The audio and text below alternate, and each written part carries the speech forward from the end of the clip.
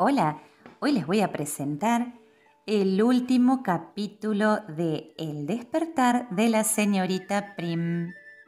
Este capítulo se llama Norcia. Prudencia Prim apuró los escalones de salida de la cripta de la Basílica de San Benedetto y tras retirar el cordón carmesí que separaba la entrada del resto del edificio, salió al exterior.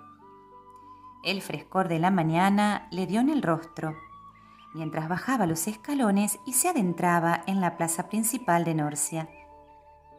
Los puestos del mercadillo todavía estaban cerrados o empezaban poco a poco a desperezarse, a la espera de ofrecer a los primeros viandantes pequeños recuerdos de artesanía local. En las tiendas de Norcineria, abarrotadas de toda clase de embutidos, prosciutti, mortadelas, salchichones y otros productos como lentejas, pastas de todas las formas y colores, arroces y las más deliciosas trufas, los comerciantes levantaban rejas, descorrían cerrojos, abrían puertas y adornaban el exterior de sus negocios con cestas y atractivas muestras de sus géneros. El consistorio, con la bandera de Italia ondeando al viento, y frente a este el recio edificio que albergaba el Museo Eclesiástico de Castelluccio, eran lugares deliciosamente familiares para ella. Y sin embargo, solo llevaba 16 semanas viviendo allí.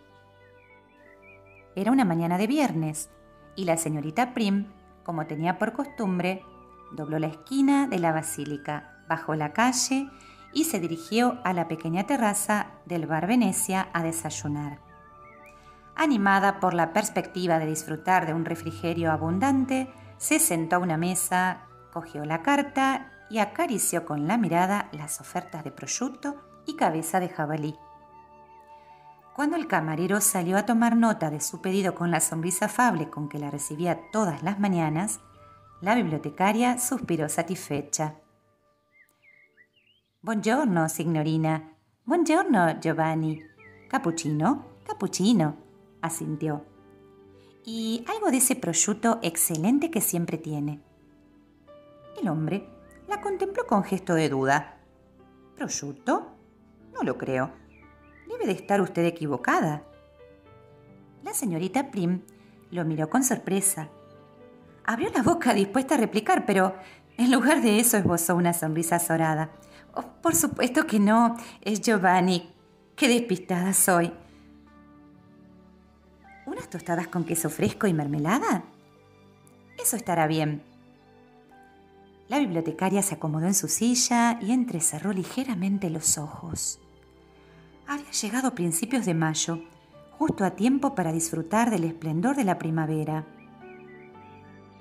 Aquella primavera que cada año inundaba de flores el piano grande de los montes sibilinos, una enorme llanura encerrada entre montañas que se extendía como un lago silencioso a escasos kilómetros de Norcia.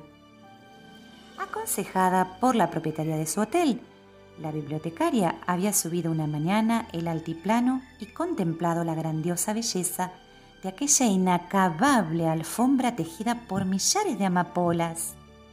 Pequeñas margaritas, tréboles y violetas, dientes de león, ranúnculos de color amarillo, rosa, rojo, gentianelias azuladas, campanillas y muchas otras especies silvestres. Aquella mañana la señorita Prim pisó la alfombra y también se sentó en ella. Paseó maravillada entre las flores. Se arrodilló e incluso, ¿quién lo hubiera dicho?, hasta se recostó. Desde allí divisó con ojos deslumbrados la diminuta y aislada aldea de Castelluccio, que a modo de un reino perdido en una tierra encantada, emergía de aquel esplendor como una isla emerge del mar. Y sin embargo, no fue esa explosión de naturaleza el imán que logró retenerla allí. No fueron las viejas montañas de los sibilinos, el rojo intenso de las amapolas, ni los esbeltos cipreses plantados en campos de trigo. Tampoco las serenas miradas de los monjes, ni la austera luminosidad de sus cantos. Fue mucho más que todo aquello, y un poco de todo ello lo que la hizo detenerse en aquel lugar. Había cruzado Italia de norte a sur y de este a oeste. Se había empapado de la grandeza de las ciudades y del esplendor de los paisajes. Había claudicado ante las deslumbrantes ribieras de Liguria y de Amalfi. Había paseado por las orillas lombardas. Se había rendido a la armonía de Florencia, a la belleza de Venecia, al espíritu de Roma. Había sido atrapada por el bullicio de Nápoles y perdió la noción del tiempo en las costas de Cinque Terre. Había disfrutado de la luminosidad de Bari y deambulado bajo la sobriedad de Milán. Durante 2 largos meses recorrió callejuelas, puertos, palacios, campos y jardines. Vagó por pueblos de Toscana y paseó por tierras de Piamonte. Pero solo en Umbría, solo en aquel rincón de Umbría, decidió detenerse por fin a deshacer sus maletas. «Qué cosa tan pequeña y tan grande es la felicidad», murmuró, mientras devoraba las tostadas de queso fresco y mermelada y sorbía despacito el capuchino. Tenía que planificar el día. Había pensado dedicar la mañana a responder el correo. La señorita Prim era una de las escasas huéspedes del hotel, si no la única, que todavía enviaba y recibía correo postal. Y la tarde, pensaba a la tarde en visitar Spoleto. Qué agradable perspectiva la de poder pasar las horas sentada en una terraza, observando a la gente, leyendo a ratos algo de poesía. Desde que había llegado a Italia solo se veía capaz de leer poesía y aspirando la suave calidez de aquel aire estival. Comenzó la segunda tostada y llamó con un gesto al camarero, que desde el umbral de la cafetería veía avanzar la mañana con sonrisa benévola. «Cappuccino, signora». «Cappuccino, Giovanni». «El cartero dejó ayer aquí correspondencia certificada para usted», dijo a los pocos minutos Giovanni, mientras dejaba sobre la mesa el fragante café, otra tostada y una bandeja con 3 sobres. «Gracias, prego». La señorita Prim abrió el primer sobre, lo leyó y lo dejó sobre la mesa. Bebió un sorbo de capuchino, abrió el segundo sobre, lo leyó y lo dejó sobre la mesa. Agarró la tostada, se la llevó a la boca, abrió el tercer sobre, lo leyó y dejó la tostada sobre la mesa. Durante unos minutos no hizo otra cosa que leer el pliego que estaba dentro del sobre. A continuación, desplegó una página de periódico que venía adjunta a la carta, la estiró sobre la mesa y la examinó con atención. Era una página de anuncios por palabras de la Gaceta de San Ireneo. Al final de la tercera columna había un texto rodeado por un círculo rojo.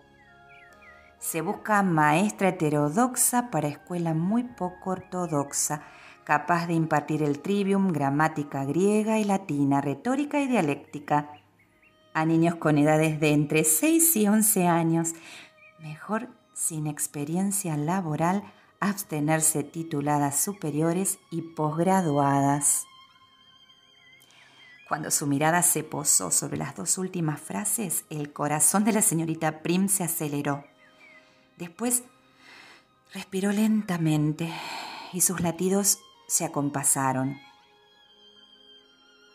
Así que finalmente allí estaba. Había llegado el instante.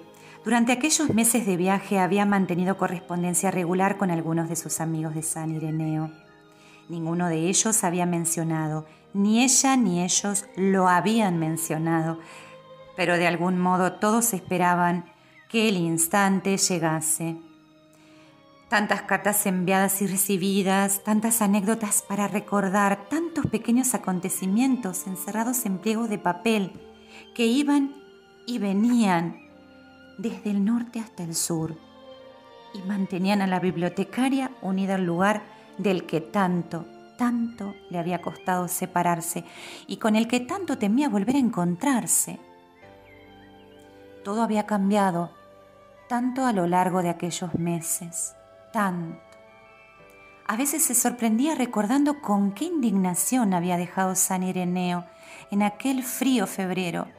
Con qué enojo había salido de la casa de Lulú Tiberville, la querida Lulú Tiberville, con la que había intercambiado tantas cartas durante el último mes. ¿Cómo no escribir a Lulú tras la 7ª vez que bajó a la cripta? ¿Cómo no escribir después de haber caminado, haberse arrodillado e incluso, ¿quién lo hubiera dicho?, haberse recostado en la alfombra de 1000 colores que escondían los montes sibilinos? ¿Cómo no explicarle que allí había aprendido a mirar, a otear el horizonte, a cerrar los ojos y viajar al pasado, a identificar monstruos y a esquivar icebergs, a entender y apreciar la ardua labor del centinela? También se carteaba a menudo con su querido y admirado Horacio. ¿Cómo no hablarle a Horacio del día en que por primera vez había logrado contemplar a Giotto sin tratar de diseccionar a Giotto?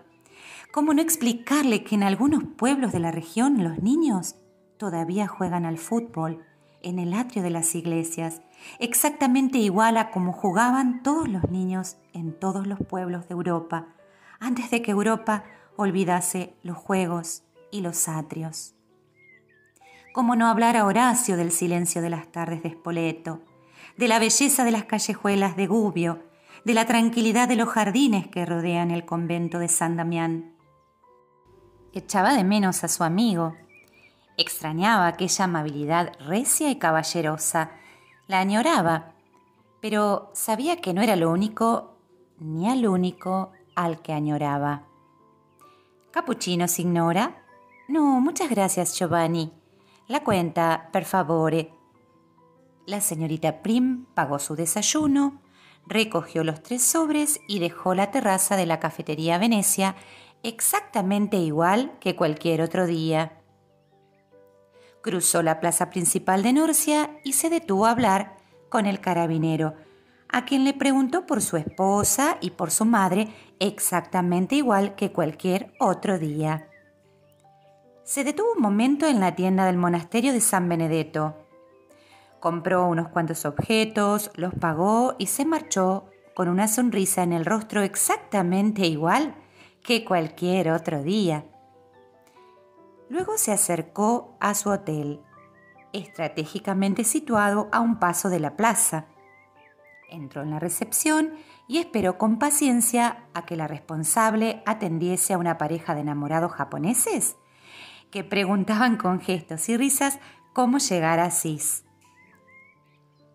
La señorita Prim los miró y también sonrió. Tutti i miei pincer parlan d'amore. Desde que había emprendido su viaje no cesaba de recordar poemas. Todos mis pensamientos hablan de amor. La poesía inundaba su mente con el mismo vigor con el que las flores silvestres fertilizaban el piano grande. No brotaba de ella, no. La señorita Prim había sentido siempre el suficiente respeto por la poesía como para no consentir que ésta brotase de ella. Pero desde que una mañana al asomarse al mar en Santa Margherita Ligure había murmurado con asombro y desconcierto: y temo y espero, y ardo y soy hielo, se sentía invadida por poemas olvidados, poemas estudiados, poemas aprendidos, diseccionados y analizados. Si en Santa Margherita Ligure fue Petrarca, en Nápoles fue Boccaccio. Si en Florencia fue Virgilio, en Venecia llegó el turno de Juvenal. Y lo curioso es que en ninguna de aquellas invasiones líricas la señorita Prim sentía deseo alguno de estudiar, diseccionar o analizar.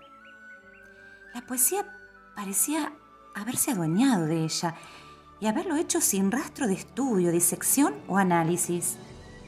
No era ella la que disfrutaba de los versos, eran los versos los que se recreaban en ella. Caían sobre su mente, o era sobre su alma, justo al amanecer, cuando se levantaba a contemplar la salida del sol. La sobrecogían a mediodía, mientras observaba a los benedictinos cultivar la tierra y dejar puntualmente las azadas para rezar el Ángelus. La mecían en los atardeceres, cuando se sentaba en los cafés y leía hasta que la falta de luz y el fresco de la tarde la sacaban de su ensimismamiento. En aquel febril arrebato poético, la señorita Prim había intentado recurrir a sus autores preferidos. Pero lo único que ahora llegaba a sus labios eran versos sueltos de Ronsard, o tercetos de Dante, o stanze de Spenser.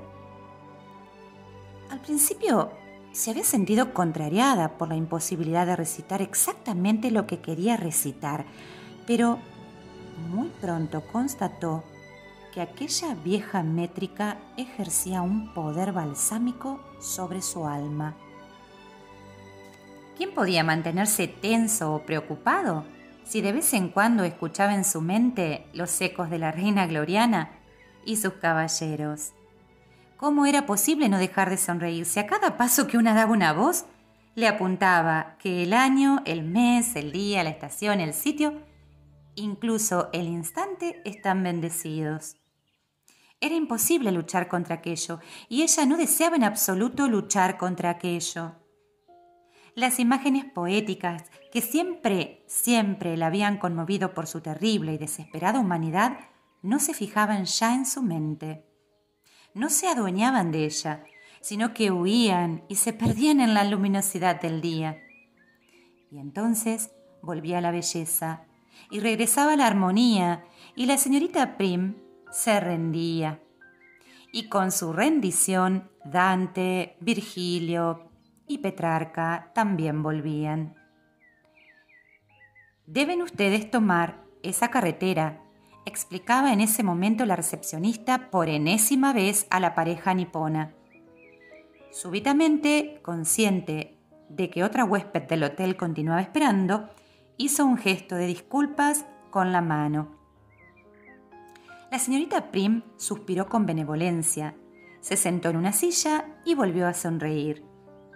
Había aprendido a cerrar las puertas. Había aprendido a abrirlas suavemente y a cerrarlas con cuidadosa exactitud. Y cuando una aprende a cerrar las puertas, reflexionó mientras contemplaba la pareja de enamorados, de alguna forma aprende a abrir y cerrar correctamente todo lo demás. El tiempo parecía estirarse indefinidamente cuando una hacía las cosas correctamente. Se congelaba, se detenía, se paraba bruscamente como un reloj que se queda sin cuerda. Y entonces las cosas pequeñas, las cosas necesarias, incluso las rutinarias, especialmente aquellas que se hacen con las manos, se convertían en sencillas obras de arte al final del día. Había abandonado el esfuerzo por alcanzar por sí misma la virtud perfecta. Había descubierto qué agotador puede ser ese esfuerzo, qué inhumano y erróneo resultaba vivir esclavizada por aquel esfuerzo. Ahora que conocía su abrumadora imperfección, ahora que era consciente de su fragilidad y de su contingencia, ya no llevaba sobre los hombros el pesado lastre del martillo y el cincel. No es que se hubiese rendido a la imperfección ni que se hubiese acostumbrado a ella, pero ya no soportaba la carga en soledad, ya no arrastraba el yugo con sus fuerzas, ya no se sorprendía al descubrirse a sí misma en un mal paso. Sabía también que todo aquello no duraría, que tras esa dulzura llegarían los pozos, las grutas, los túneles y los desfiladeros. Pero por el momento solo recibía regalos y de momento se limitaba a aprender a aceptarlos. «No, signori, no es ese desvío.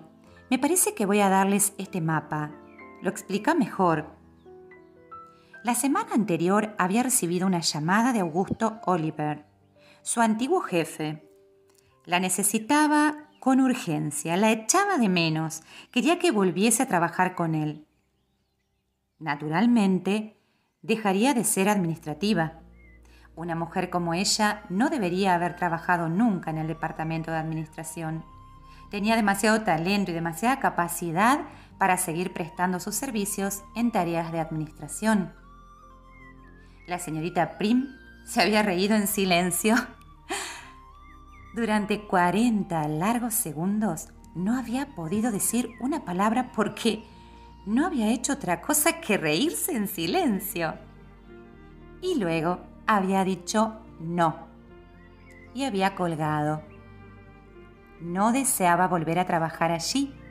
No soportaba la idea de volver a sumergirse en aquel lugar estrecho y oscuro, de encerrarse en aquella celda monótona y gris en la que había pasado buena parte de su vida. No quería volver a escuchar conversaciones mezquinas, no deseaba formar parte de ellas, no quería siquiera dar lugar a ellas. Y desde luego no tenía intención alguna de volver a jugar a aquel sórdido juego de ofertas y evasivas con su jefe. También estaba lo del aire. La señorita Prim ahora necesitaba aire. Necesitaba sentirlo en la cara al caminar, necesitaba olerlo y respirarlo. A veces se descubría pensando en cuánto tiempo había vivido sin necesidad de aire. En las mañanas de invierno en la ciudad, salía de casa abrigada hasta las cejas, caminaba rápidamente hasta el subte, bajaba las escaleras entre decenas de personas y se metía a empujones en el vagón. Al salir del subte, volvía a subir las escaleras entre una multitud, corría hasta llegar al portal de su oficina y allí pasaba el largo día. Y entre tanto, ¿dónde estaba el aire?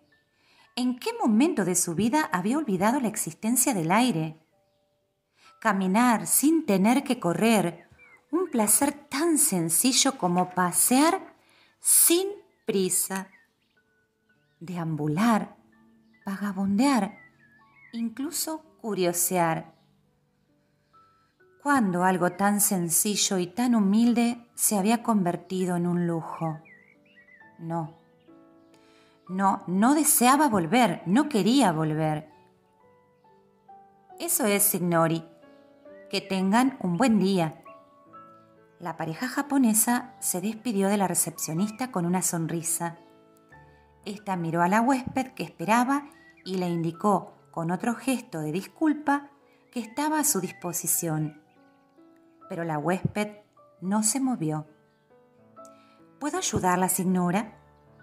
La señorita Prim, con la mirada perdida en el piano que presidía la entrada del hotel, no contestó. Señora, insistió la recepcionista, ¿puedo ayudarla? Ha ocurrido un imprevisto, dijo al fin mientras se acercaba lentamente a la recepción. Y me temo que tengo que marcharme en 1 hora. Siento mucho las molestias que pueda suponer para el hotel. ¿Cree que podría prepararme inmediatamente la cuenta, por favor? Por supuesto que sí, respondió la empleada con una expresión de consternación. Espero que no se trate de una mala noticia. ¿Una mala noticia? Oh, no, desde luego que no. Sonrió la bibliotecaria, que en aquel momento ocupaba su mente en galerías de espejos. La recepcionista le devolvió la sonrisa con simpatía. De hecho, continuó con los ojos brillantes la señorita Prim mientras visualizaba una puerta cerrada con infinita paciencia. Es más bien una buena noticia, una extraordinaria noticia. Yo diría, y suspiró sin dejar de sonreír, que es una extraña y maravillosa noticia. El amor que mueve el sol y las otras estrellas, murmuró media hora después la recepcionista al contemplar a aquella delicada y hermosa mujer cruzar el umbral del hotel y dirigirse hacia el taxi que esperaba en la puerta, con la barbilla levantada y una suave, una suave sonrisa en los labios.